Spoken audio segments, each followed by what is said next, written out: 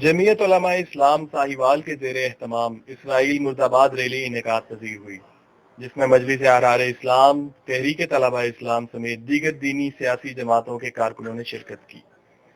Rally سے خطاب کرتے ہوئے جے یو آئی کے امیر چودھری ضیاء الحق کا کہنا تھا کہ معصوم فلسطینیوں پر اسرائیل کی ظالمانہ کارروائیاں قابل مذمت ہیں۔ انہوں نے کہا کہ مسئلہ فلسطین پر مسلم ممالک کے حکمرانوں کی مجرمانہ خاموشی لمحہ فکریہ ہے۔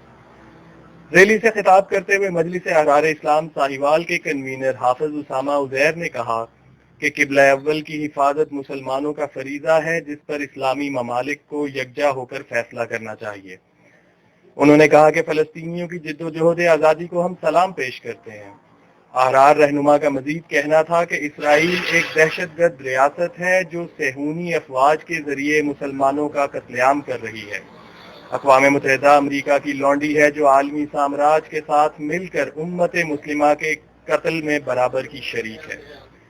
ریلی سے مولانا سہیل شوکت بٹ، مولانا اسماعیل قطری، رانا فہیم، عثمان ستی، مبشر شاہزیب، ابو ہریرہ خان سمیت دیگر سیاسی و سماجی کارکنوں اور کرسچن کمیونٹی کے افراد نے بھرپور انداز میں شرکت کی۔